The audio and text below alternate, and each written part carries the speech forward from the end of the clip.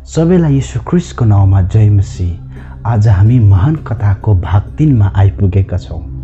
हामीले पहिलो भागमा सृष्टिको बारेमा सुन्यौँ अनि हामीले दोस्रो भागमा छुटकाराको बारेमा हामीले सिकेका छौँ अनि हामी तेस्रो भागमा राजा र अगमवक्ताको कथाहरू सुन्नेछौँ। आउनुहोस् हामी सुरु गरौँ। जब इजरायल देश स्थापित भयो, इजरायलीहरूले परमेश्वरलाई तिनीहरूको राजाको रूपमा लिनलाई अस्वीकार गरे, तर अरू राष्ट्रहरूमा जस्तै मानिस राजाको माग गरे।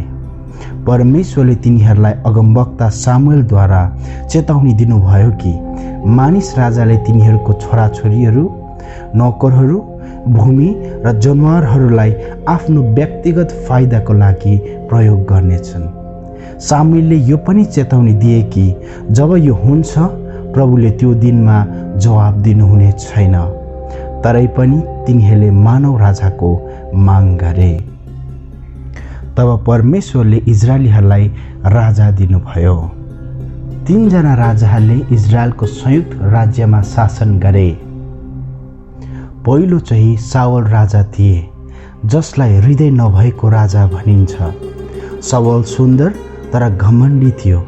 उसले परमेश्वरको अगाडि पाप गरे र अनआज्ञाकारिताले गर्दा शासन गुमाए र उसले आफूलाई परमेश्वरभन्दा माथि राखे, आफ्नो निम्ति स्मारक समेत बनाए। उसले परमेश्वरको हृदयको खोजी नगरी आफ्नै फाइदा मात्र खोजे। साउललाई राजा बनाएकोमा परमेश्वर पछुताउनु भयो। दोस्रो राजा दाउद थियो। पुरा हृदय भएको राजा भनिन्छ। धेरै पटक दाउदले परमेश्वरको विरुद्धमा पाप गरे, तापनि उसले पश्चाताप गर्थे र परमेश्वरको सेवा गर्न चाहन्थे र परमेश्वरको मार्गको पालन गर्थे। परमेश्वरले भन्नुभयो, तिम्रो सिंहासन सदाको लागि स्थापना हुनेछन्। दाउद परमेश्वरको आफ्नै हृदयको व्यक्ति थियो। तेस्रो राजा सुलेमान थिए, जसलाई अर्ध हृदय भएको व्यक्ति भनिन्छ। सुलेमानले सुरुमा धेरै राम्रा काम गरे। लामो आयु, धन र आफ्नो विरोधीहरूको ज्यान नमागी बुद्धि मागे। उसले भने, आफ्नो दासलाई असल र खराब बीच बुझ्ने हृदय दिनुहोस्।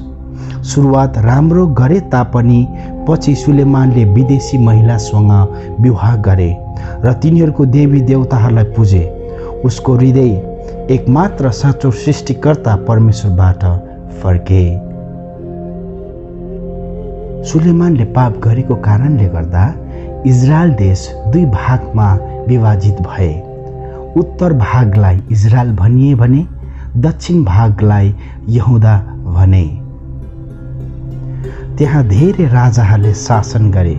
कतिजनाले एकमात्र साँचो परमेश्वरको आज्ञा पालन गरे र कतिजना कमजोरी थिए, परमेश्वरबाट फर्कने र मानिसहरूलाई स्वार्थमा शासन गर्थे। त्यति बेला परमेश्वरले 2 प्रकारका अगमवक्ताहरू दिनुभयो। पहिलो अगमवक्ताहरूले इजरायलीहरूलाई पाप गरेका र अरू देवी देवताहरूलाई पुजेको कारण चेतावनी दिँदै पश्चाताप गरी एकमात्र साँचो सृष्टिकर्ता परमेश्वरमा फर्कन र उहाँको सेवा गर्नलाई घोषणा गरे। दोस्रो अगमवक्ताहरूले भविष्यमा हुन लागेको विषयमा बोले।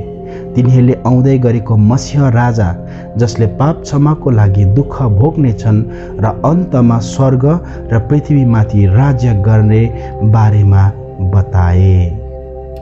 400 वर्षको अवधिसम्म परमेश्वर कुनै मानिससँग बोल्नु भएन।